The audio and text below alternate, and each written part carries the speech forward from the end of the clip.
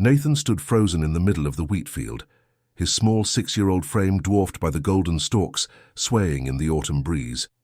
Above him, a magnificent red-tailed hawk circled, its wings spread wide against the cloudless sky. Most children would have been frightened, but Nathan felt strangely calm as he watched the bird's hypnotic flight pattern. The hawk had appeared 3 days ago, following Nathan whenever he ventured into his family's sprawling farmland. His mother Sarah had warned him to stay close to the house, worried about the unusual behavior of such a large predatory bird. But Nathan felt drawn to it, sensing something different about this particular hawk. "Nathan!" Sarah's voice carried across the field. "Dinner's ready, come inside." The boy turned toward the sound of his mother's call, but hesitated when the hawk suddenly dropped lower, its circles tightening. The bird's powerful wings caught the late afternoon sunlight, creating dancing shadows on the wheat below. Nathan watched, mesmerized, as the hawk swooped down to perch on an old wooden fence post nearby. The bird's intense gaze fixed on Nathan, and for a moment, time seemed to stand still. Then, with deliberate movements, the hawk turned its head toward the eastern edge of the property, where the Anderson family's land met the old Murphy estate. The gesture was so purposeful that even Nathan's young mind recognized it as unusual. "Nathan!" This time it was his father Michael's voice, deeper and more insistent. The hawk took flight again, but instead of resuming its circles, it glided purposefully toward the property line. Nathan watched until the bird became a mere speck against the darkening sky, disappearing over the abandoned Murphy farmhouse that had stood empty for nearly 30 years. That night, as Nathan pushed his peas around his plate, he couldn't shake the feeling that the hawk was trying to tell him something.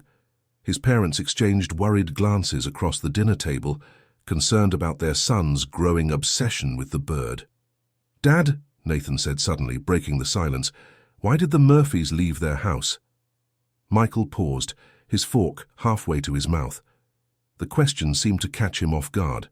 "Well, son, that was before you were born. Old Joe Murphy just disappeared one day. His wife had passed the year before, and folks say he couldn't handle living there alone anymore." "But they never found him," Nathan pressed, unusually focused for a child his age. Sarah reached across the table to touch her son's hand.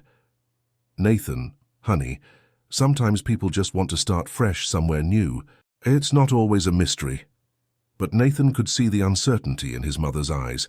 The Murphy disappearance had been the talk of their small farming community for years, spawning countless theories and whispered conversations. Some said Joe Murphy had simply walked away from his life, while others suggested more sinister explanations. The hawk appeared in Nathan's dreams that night. In his sleep, he followed it across the wheat field, past the property line and into the overgrown yard of the Murphy place. The old house loomed before him, its windows dark and empty, like hungry eyes watching his approach. But instead of fear, Nathan felt an overwhelming sense of purpose. When he woke the next morning, Nathan knew with absolute certainty that the hawk was leading him toward something important. The mystery of Joe Murphy's disappearance suddenly felt connected to the bird's strange behavior, though his young mind couldn't quite grasp how or why.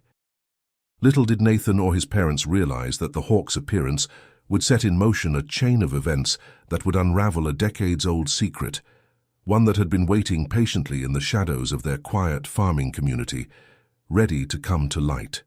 The morning after his dream, Nathan woke before sunrise.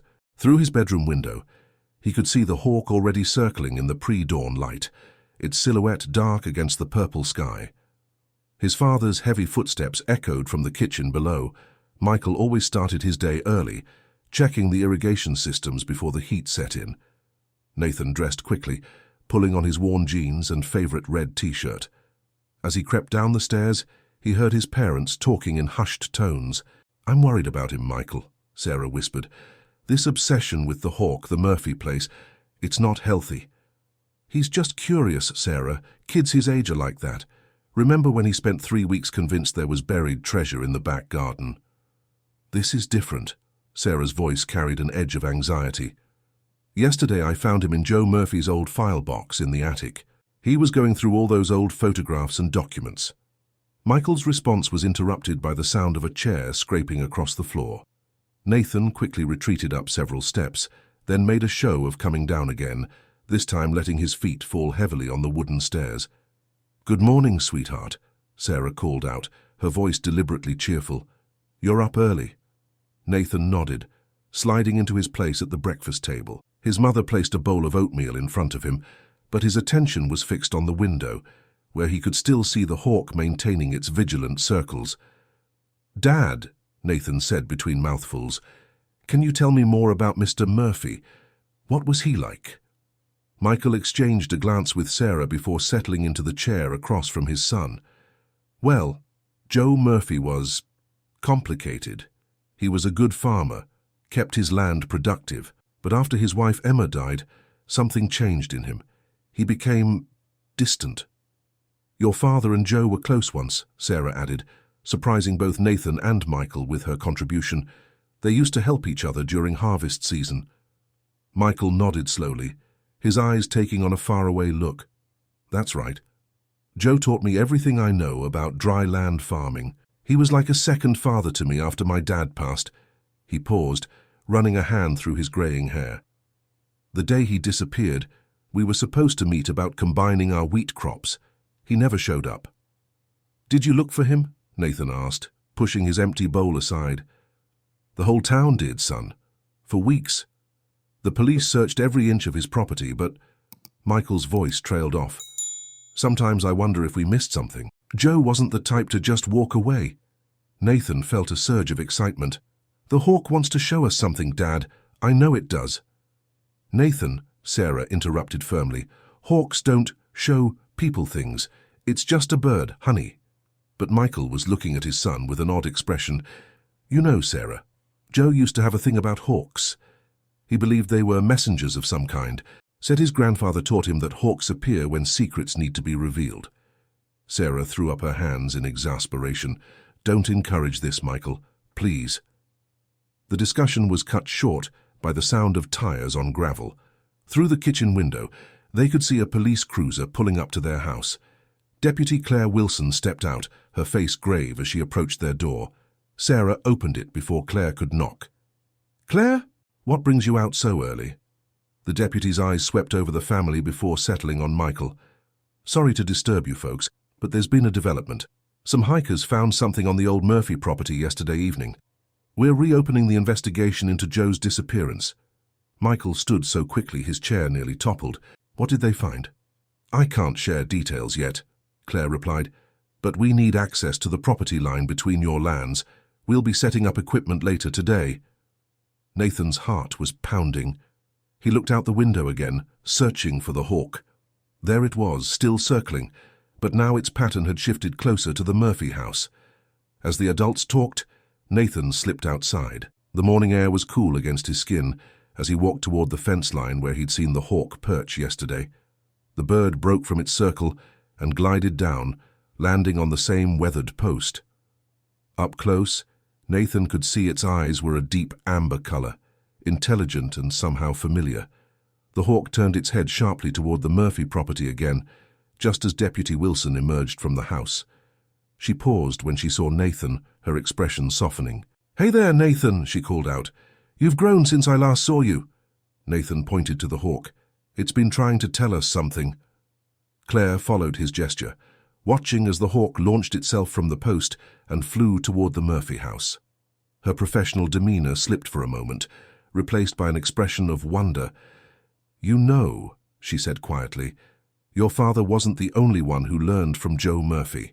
He helped me study for my police exam, spent hours teaching me about observation and pattern recognition." She knelt down to Nathan's level. "He used to say that nature always finds a way to reveal the truth, that sometimes we just need to pay attention to the signs." Behind them, Michael and Sarah had come outside. They stood watching as the hawk circled lower and lower over a specific spot near the old Murphy house, its wings catching the early morning sunlight. "That's how," Nathan called out. "We need to follow it." Michael stepped forward, placing a hand on his son's shoulder. He looked at Deputy Wilson, who gave a slight nod. "Okay, son," Michael said quietly. "Let's see what your hawk wants to show us." As they began walking toward the Murphy property, Sarah called out, "Be careful." but there was a note of resignation in her voice, as if she too sensed that something important was about to unfold. The hawk led them across the field, its shadow dancing over the wheat like a guide. Nathan walked between his father and Deputy Wilson, his small legs working hard to keep up with their longer strides. The morning sun climbed higher, burning away the last traces of dawn mist as they approached the abandoned farmhouse. None of them could have predicted what they would find there, or how it would change their understanding of Joe Murphy's disappearance. The hawk circled overhead, patient and persistent, knowing that 30 years of silence were about to be broken. The Murphy farmhouse stood before them, its weathered boards grey against the morning sky. Yellow police tape marked off an area near the old well, where 2 officers were carefully photographing something on the ground. The hawk landed on the house's rusted weather vane, its keen eyes fixed on the scene below. Deputy Wilson led Michael and Nathan toward a spot where the earth had been recently disturbed. The hiker's dog started digging here, she explained, pointing to several deep gouges in the soil. That's when they found it. Found what? Michael asked, his voice barely above a whisper. A strongbox, Claire replied, buried about 4 feet down. And this. She handed Michael a tarnished metal object. It was Joe Murphy's pocket watch, the one he'd carried every day for 40 years, a gift from his wife Emma on their wedding day. Michael's hands trembled as he held the watch. I remember the day he got this fixed in town, he said softly, just a week before he disappeared, said he wanted to keep Emma's gift ticking as long as he lived. Nathan moved closer to the excavation site, drawn by something glinting in the freshly turned earth. Dad, look! He pointed to a small key half buried in the dirt. Deputy Wilson quickly documented its location before carefully extracting it. The key was old but well preserved, protected by the soil that had hidden it for 3 decades. This might open the strongbox, she said, placing it in an evidence bag. The hawk suddenly swooped down from its perch, gliding low over their heads before landing on a fallen fence post nearby. Its behavior seemed almost impatient, as if urging them to move faster. Where's the box now? Michael asked, and still holding Joe's watch. At the station, Claire replied. We were waiting for a forensics team from the city, but she looked at the key in her hand, then at Nathan, who hadn't taken his eyes off the hawk. Maybe we don't need to wait. Back at the police station, Sarah was waiting for them. She'd followed in her car, unwilling to let her family face whatever mysteries lay ahead without her. The strongbox sat on Claire's desk, its metal surface corroded but intact. The key fit perfectly. Inside, they found a leather-bound journal, its pages yellowed but legible, and a stack of photographs held together with a rubber band that had long since lost its elasticity. But it was the envelope addressed to Michael that drew everyone's attention. With trembling fingers, Michael opened it and began to read aloud. Dear Michael, if you're reading this, then the truth has finally found its way to the surface. I've carried this burden alone for too long, but I couldn't leave without ensuring justice would eventually be served. Emma's death wasn't natural, as everyone believed. She was murdered, and I discovered who did it. But the killer was protected by money and influence, and I had no way to prove what I knew. The evidence I gathered is all here in this box. I couldn't live with the knowledge that her murderer walked free, but I couldn't bear to leave this earth without ensuring the truth would someday come to light.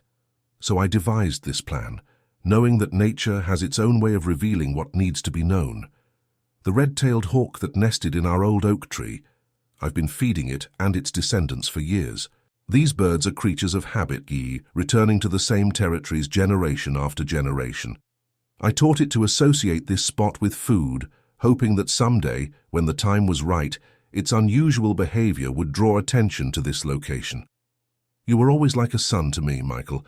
I'm sorry for leaving without saying goodbye, but I knew you would never stop looking for me if you thought I was still alive.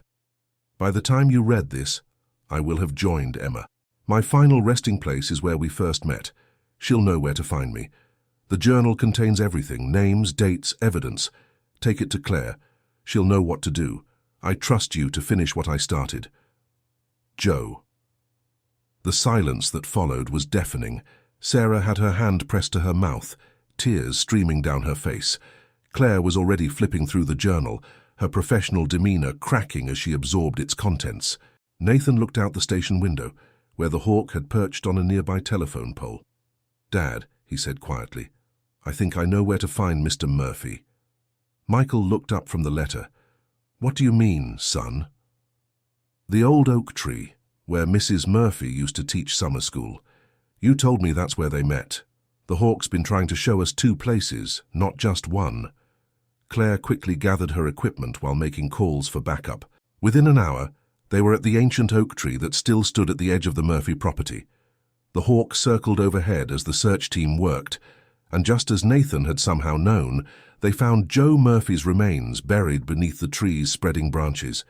He had chosen to rest eternally in the place where he had first fallen in love with Emma, his final act of devotion to the wife he couldn't save in life but would serve justice for in death. The evidence in Joe's journal proved irrefutable. The photographs, documents, and his detailed accounts led to the arrest of a prominent local businessman who had murdered Emma to prevent her from exposing his environmental crimes, dumping toxic chemicals that were poisoning the local water table. But that wasn't the end of the story. As Nathan watched the hawk soaring above the wheat fields in the days that followed, he understood that some mysteries don't end with their solution. They live on in the way they change the people left behind. The arrest of James Bradford, the businessman responsible for Emma Murphy's death, sent shockwaves through the farming community. As summer faded into autumn, Nathan watched from his bedroom window as police cars regularly visited the old Murphy property, collecting additional evidence buried in locations marked in Joe's journal. The hawk remained, though its behavior had changed. Instead of its urgent circles, it now perched peacefully on the old oak tree, watching over the land as if standing guard. Nathan often sat beneath the tree after school, doing his homework where Joe and Emma had once fallen in love. One crisp October afternoon, while Nathan was sorting through a box of items recovered from the Murphy house that the police had cleared for the family to keep, he found something curious. A collection of old letters between Joe and Emma, bound together with faded blue ribbon. "Dad!" Nathan called out, his voice echoing through the farmhouse. "Come look at this." Michael appeared in the doorway, wiping engine grease from his hands with an old rag. He'd been restoring Joe's old tractor, feeling it was something he owed to his mentor's memory. "What have you got there, son?" Nathan handed him a letter that had caught his attention. "It's about the hawk." Michael sat down heavily in his armchair, unfolding the delicate paper with careful fingers. The letter, written by Emma to Joe 35 years earlier, revealed something extraordinary. "My dearest Joe, the hawk has returned again this spring, just as my grandfather said it would. Remember the story he told us at our wedding, about how his father saved a wounded hawk during the Great Depression, nursing it back to health when they barely had enough food for themselves. He believed the hawk blessed their family in return, watching over generations of our family since. I saw it this morning, carrying a snake away from the children playing in the schoolyard. Perhaps the old stories are true, that these magnificent birds choose certain families to protect. The children have started calling it Teacher Emma's Guardian. But lately, I've seen another hawk, darker than ours, circling over Bradford's new factory. Something about its presence troubles me. The water has tasted strange since they started operations, and the wildflowers along the creek have all withered. I'm going to the county office tomorrow to look up the environmental regulations. Something isn't right, and I won't stand by while our land is poisoned. All my love, Emma." Michael's hands shook as he finished reading. The day after she wrote this, that's when they found her. Sarah, who had been listening from the doorway, stepped into the room. But she wasn't just murdered, was she? According to Joe's journal, Bradford made it look like a farming accident. "And nobody questioned it," Michael added bitterly. "Nobody except Joe." Nathan looked out the window at the hawk, which was making lazy circles over their cornfield. "Do you think it's the same hawk from Emma's letter?" "No, son," Michael replied softly. "But it might be a descendant. Joe's letter said he'd been feeding generations of them, remember?" A knock at the door interrupted their conversation. Deputy Wilson stood on their porch, holding a thick file folder. "Sorry to disturb you folks," she said, "but we found something else you should see." She spread several photographs on their kitchen table. They showed Emma Murphy standing near Bradford's factory, camera in hand, These were hidden in a false bottom of the strongbox. We almost missed them. She was gathering evidence, Sarah realized aloud. Yes, but that's not all. Claire pointed to something in the background of one photo, a dark figure watching Emma from behind a tree. We enhanced this image. It's Bradford. He was stalking her, probably realized she was documenting his illegal dumping. Nathan studied the photographs intently. In one corner of the final image, partially cropped, he spotted something that made his heart race. Look, the hawk was there too. Sure enough, perched on a nearby fence post was a red-tailed hawk, captured forever in Emma's last photographs. That evening, as the sun set behind the Murphy house, Nathan sat with his parents on their porch. The hawk made one final circle overhead before disappearing into the gathering dusk. "Dad," Nathan said thoughtfully, "do you think Mr. Murphy knew the hawk would eventually lead us to the truth?" Michael wrapped an arm around his son's shoulders. "Joe was a patient man who understood nature's ways better than anyone I've ever known. He must have had faith that someday someone would pay attention to what the hawk was trying to show them." He smiled down at Nathan. He just didn't know it would be a 6-year-old boy who finally understood. But there was still one mystery that troubled Nathan. The darker hawk Emma had mentioned in her letter, he had seen it too, circling over the abandoned factory. And lately, it seemed to be watching their farm with an unsettling intensity. What Nathan and his family didn't realize was that Emma's final photographs held more secrets than they'd discovered, secrets that would soon force them to question everything they thought they knew about the Murphys, the Bradford factory, and the true extent of the decades-old conspiracy that had claimed Emma's life. The hawk wasn't finished revealing truths. It was merely pausing, allowing them to catch their breath before the next chapter of the mystery began to unfold. The truth about Emma Murphy's photographs emerged on a cold November morning. Nathan was helping his father clean out the old Murphy house when he discovered a hidden compartment behind a loose floorboard in Emma's former darkroom. Inside lay a metal canister containing undeveloped film rolls. "These must be the last photos she took," Michael said quietly, holding the canister like it might crumble to dust. "Are the ones from right before." They brought the film to Tom Chen, the elderly photographer who'd taught Emma darkroom techniques decades ago. His hands trembled with emotion as he developed the images in his small studio behind the town's only pharmacy. As the photographs slowly emerged in the chemical bath, they revealed something extraordinary. Emma hadn't just documented Bradford's illegal dumping, she'd captured evidence of a much larger operation. The images showed trucks arriving at night, carrying barrels with warning labels from multiple companies. Bradford's factory wasn't just dumping its own waste, it was serving as a disposal site for industrial polluters across 3 states. But it was the final roll of film that changed everything. The photographs showed a series of dead birds near the factory's drainage pipes, hawks, eagles, and other raptors. Emma had documented how Bradford's operation was poisoning not just the water, but the entire ecosystem. In the last image, taken just hours before her death, Emma had captured Bradford himself, accepting payment from men in expensive suits. "Look at this," Tom said, pointing to a detail in the corner of one photo. The dark hawk Emma had mentioned in her letter was perched nearby, watching the scene unfold. But there was something else. Around its leg was a band, the kind researchers use to track birds of prey. Deputy Wilson ran the band number through federal wildlife databases. The hawk had been part of a migration study conducted by environmental scientists. Their research had documented unusual patterns of bird deaths along specific flight paths, patterns that perfectly matched the locations of Bradford's client facilities. Nathan's hawk appeared as they drove home, swooping low over their car before leading them not toward the Murphy house, but along the creek that ran through their property. Following its path, they discovered old barrels half buried in the soil, their metal casings corroded and leaking. He wasn't just dumping at the factory, Michael realized with horror. Bradford used the whole watershed. The investigation expanded rapidly. Federal agents descended on the area, and Bradford's network of illegal dumping began to unravel. But as more sites were discovered, Nathan noticed something strange. Pairs of hawks now appeared over each location, one red-tailed, one dark, as if working in tandem to expose the decades of poison hidden in their territory. Sarah found Nathan one evening, sitting beneath the old oak tree with Joe's journal open in his lap. "Mom," he said without looking up, "listen to this part." Emma believed the hawks were nature's guardians, protecting the balance of life here. When the dark hawk appeared, she said it was a warning that something had gone wrong with that balance. She died trying to restore it. I'll die trying to expose the truth. But the hawks, they'll keep watching, keep showing the way to those who learn to see. The journal entry was dated the day before Joe Murphy disappeared. Testing of the soil and water revealed the full magnitude of Bradford's crimes. The pollution had seeped deep into the aquifer, creating a toxic legacy that would take years to clean up.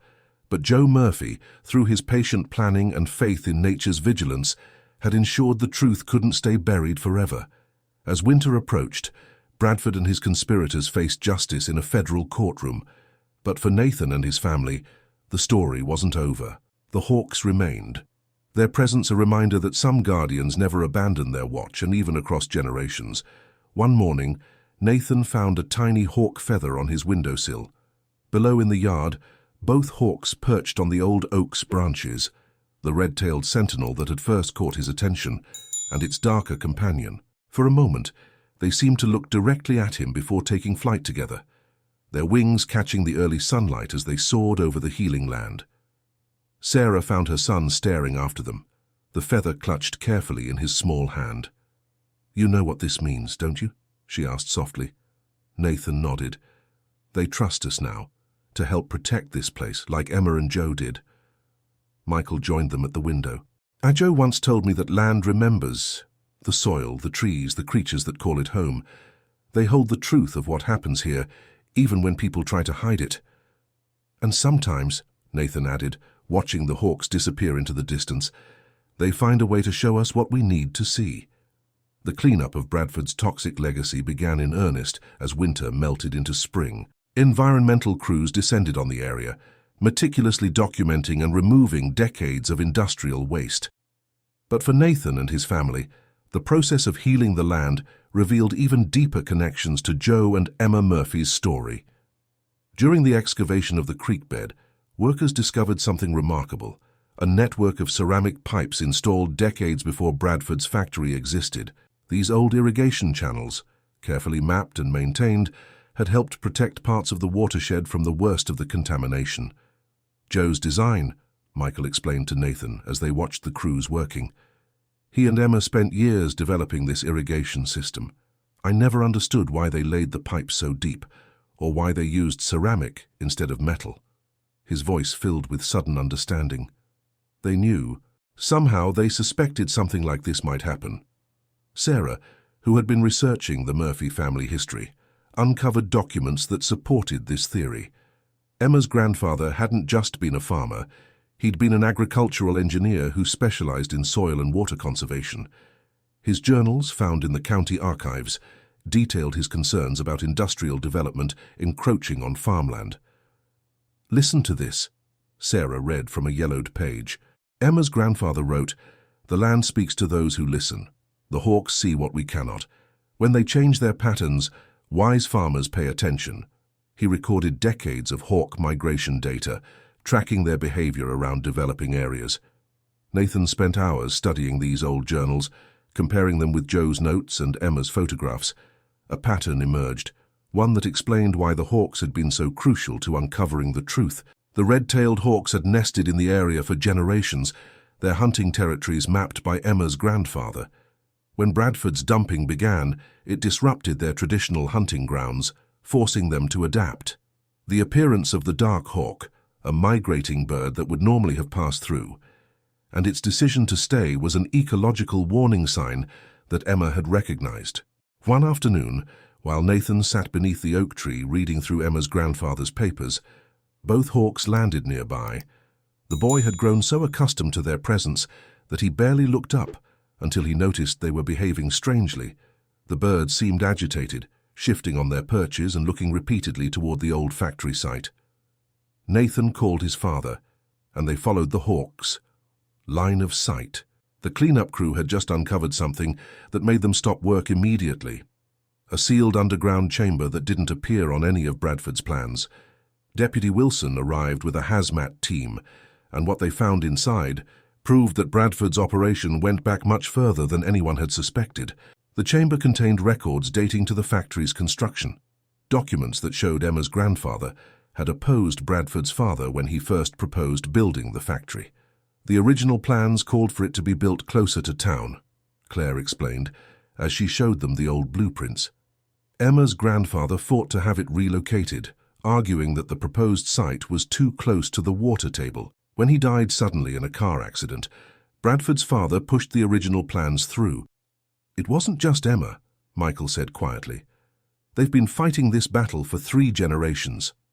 The Hawks led them to more hidden chambers over the next few weeks, each containing evidence that Bradford's family had systematically worked to undermine and eliminate opposition to their illegal operations. The truth of Emma's grandfather's accident emerged, along with other suspicious deaths and disappearances over the years. But Joe and Emma had learned from the past. They'd created a meticulous record of their own, scattered across multiple hidden locations, protected by Joe's intimate knowledge of the land and Emma's clever use of photography. The Hawks, creatures of habit and territory, had been their unwitting allies in preserving these caches until they could be found. Nathan's role in uncovering the truth made him something of a local celebrity, but the attention made him uncomfortable. He preferred spending time with the Hawks, watching them hunt in the cleaner sections of the creek where fish were beginning to return. One day, as spring edged toward summer, Nathan made a discovery that brought the whole story full circle. In the bottom of Emma's grandfather's old toolbox, he found a small notebook containing detailed sketches of hawk behavior. The final entry, written just days before his death, read, "The hawks show us what needs to be seen. They remember what we forget. 3 generations they've watched over this land. 3 generations more they'll guard it, if we're wise enough to protect them in return." The federal investigation expanded to include the suspicious deaths, and Bradford's entire family empire began to crumble. But more importantly, the land was slowly healing. Native plants returned to the creek banks, and other wildlife followed. The Hawks' hunting patterns gradually returned to the traditional territories mapped by Emma's grandfather. Nathan noticed something else too: eggs in the nests of both hawk pairs. New generations were coming, just as the old guardians had made way for new protectors of the truth. The cleanup crews estimated it would take years to completely rehabilitate the affected areas, but nature had already begun its own restoration. Where toxic drums had once leaked poison into the soil, wildflowers now pushed through the earth. The oak tree where Joe had chosen to rest grew stronger, its branches providing shelter to countless species. Sarah found Nathan beneath that tree one evening, watching the hawks teaching their fledglings to fly. "You know," she said, sitting beside him, "Emma's grandfather was right. The land does remember, and sometimes it finds exactly the right person to help it tell its story." Nathan picked up a fallen feather, turning it over in his hands. "Do you think Joe knew that someone would understand about the hawks?" "I think," Michael said, joining them. "He knew that truth has a way of rising to the surface, like water. He just gave it a path to follow." The hawks circled overhead, their shadows dancing across the grass as the sun set behind the Murphy house.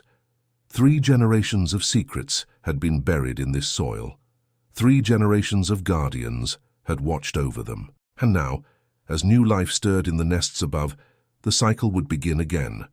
But this time, Nathan knew the truth would remain in the light. 10 years passed, and Nathan grew from a curious 6-year-old into a thoughtful teenager.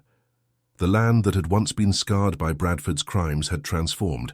Native grasses swayed in the summer breeze, and the creek ran clear and strong. The hawks still maintained their vigilant watch, their presence a living reminder of the story that had changed everything.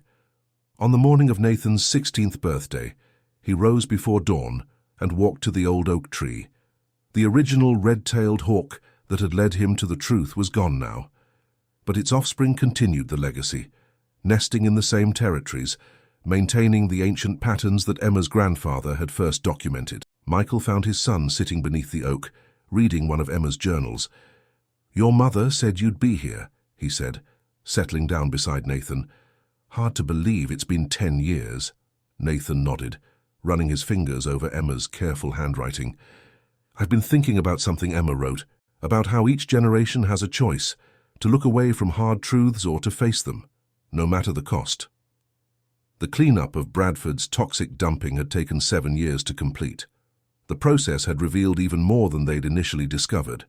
A network of corrupt officials, falsified environmental reports, and covered-up deaths spanning decades. But it had also revealed something else: the extraordinary foresight of 3 generations of the Murphy family. Emma's grandfather had created the first detailed surveys of the watershed, documenting its natural state before industrialization. Emma and Joe had built upon this work, creating an underground network of monitoring wells and sampling sites disguised as ordinary farm equipment. They had been gathering evidence long before Emma discovered the truth that would ultimately cost her life. "Dad," Nathan said, closing the journal carefully, "I want to show you something." He led his father to a spot near the creek where the young hawks were learning to hunt. Over the past few months, Nathan had been meticulously documenting their behavior, just as Emma's grandfather had done. But he'd also added something new: water quality measurements, soil samples, and wildlife population counts. "I've been working with Dr. Roberts at the university," Nathan explained, showing his father a notebook filled with careful observations. "We're creating a long-term monitoring program, using the hawks as indicator species, tracking how their hunting patterns reflect the health of the ecosystem." Michael studied the data with growing appreciation. His son had combined Emma's grandfather's wildlife knowledge, Emma's analytical skills, and Joe's patient observation of the land into something new, a systematic way to prevent history from repeating itself. "The hawks showed us the truth once," Nathan continued. "Now they're helping us protect it. Every time their hunting patterns change, every time they avoid a particular area, it tells us something about what's happening beneath the surface." Sarah appeared on the path, carrying a small package wrapped in faded blue paper. "This was in Joe's strongbox," she said, handing it to Nathan. "We've been saving it for today." Inside, Nathan found a brass compass, its surface etched with delicate hawk feathers. A note in Joe's handwriting read, "For the next guardian, when the time comes, the hawks will show the way, but wisdom lies in knowing how to follow."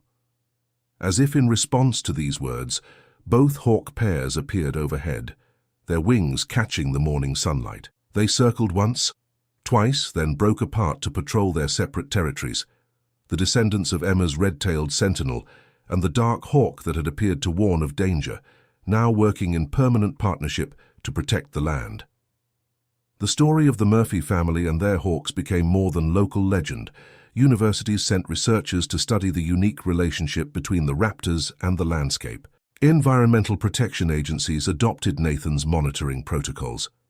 The old Murphy house was transformed into a research station where students learned about the delicate balance between human development and natural systems. But for Nathan, the most important legacy wasn't in the scientific papers or environmental policies. It was in the simple truth that his 6-year-old self had understood. Sometimes the most important messages come not in words, but in the patient persistence of the natural world, trying to show us what we need to see. One evening, as Nathan packed his notebooks in preparation for his first semester at university, where he would study environmental science, he heard the distinctive cry of a hawk. Looking out his window, he saw a new fledgling taking its first flight from the old oak tree, its wings uncertain but growing stronger with each beat. Sarah found him watching the young bird's progress. "You know," she said softly, "Emma wrote something in her last journal entry that I've never forgotten. She said that hope is like a hawk. It circles and returns, generation after generation, as long as there are people willing to look up and pay attention." Nathan fingered the compass in his pocket, thinking of all the people who had watched these skies before him. Emma's grandfather with his careful records, Emma with her camera and fierce determination, Joe with his patient faith that the truth would eventually emerge. "The land remembers," he said, echoing the words he'd first heard his father say a decade ago. "And as long as the hawks fly, there will be someone to help it tell its story." Above them, the young hawk caught an updraft and soared higher, its shadow brushing across the oak tree where Joe Murphy had chosen to rest. Where Emma's love for the land had first taken root, and where a 6-year-old boy had learned to listen to the messages carried on silent wings. The truth had cost 3 generations of the Murphy family dearly, but in the end, they had won something far more valuable than justice. They had preserved a legacy of watchfulness, a testament to the power of patient observation and the wisdom of paying attention to nature's warnings.